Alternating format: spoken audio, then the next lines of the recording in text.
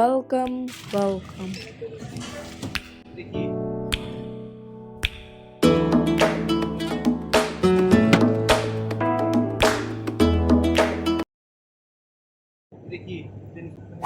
আসসালামু আলাইকুম, welcome to another video. কেমন আছেন সবাই?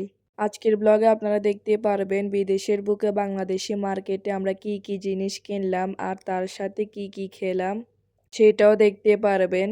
সব মার্কেটে রূপালি আম পাওয়া যায় না, ওইটার জন্য আমরা এখানে দেখতে পেয়ে নিয়ে নিলাম। এটা বাংলাদেশি মার্কেট হওয়ায় বাংলাদেশি অনেক জিনিসই পাওয়া যায়, যেমন এখানে বাংলাদেশি মাছ, ফল, ফ্রুটস, শুটকি মাছ হইতে আরও অনেক কিছুই পাওয়া যায়। তো আমাদের শপিং করা শেষ হলে আপনাদেরকে আমরা শপের নামও দেখিয়ে দিব, সেটা দেখার জন্য অবশ্যই ভিডিও স্কিপ করবেন না। তো এখানে আমরা কি মাছ নিব সেটা দেখতেছিলাম।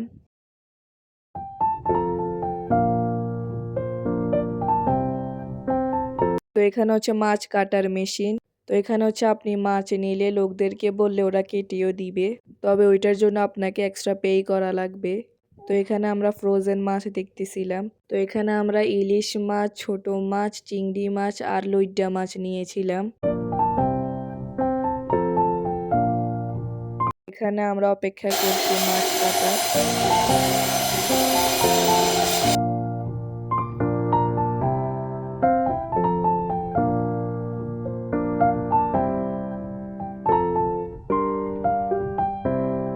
আর এখানে ঘুরে ঘুরে দেখতেছি আর কি নেওয়া যায়। সাথে বাংলাদেশি বাইং মাছও নিলাম। তো লিচু দেখতে পেয়ে আমরা বাংলাদেশি লিচুও নিয়েছিলাম। লিচুর সিজনে বাঙালি মার্কেট ছাড়া অন্য কোনো মার্কেটে পাওয়া যায় না। তো এখানে আমার শুটকি দেখতেছিল।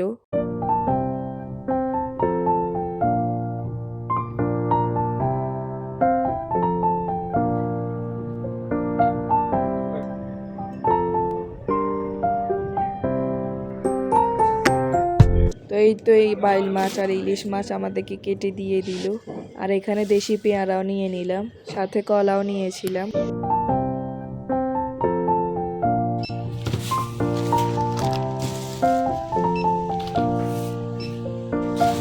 তো এখানে আমরা কুকিজও নিয়েছিলাম। তো এটা হচ্ছে শপের বাইরের লুক, আর এখানে আমরা নামও দেখিয়ে দিয়েছি। তো এটা হচ্ছে কুয়েতে অবস্থিত।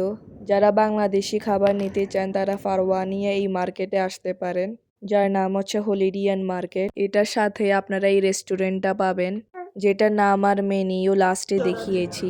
তো আমরা এখানে এগুলো অর্ডার করেছিলাম, খাওয়া অনেক মজা ছিল। তো এটা হচ্ছে একটা ইন্ডিয়ান রেস্টুরেন্ট। ফার্স্ট টাইম এই ইন্ডিয়ান রেস্টুরেন্টে পানিপুরি ট্রাই করলাম।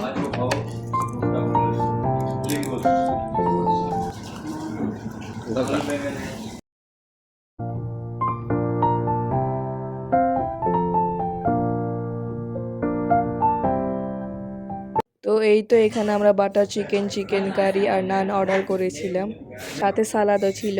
খাবারগুলো দেখতে যেমন সুন্দর, খেতেও তেমন মজা।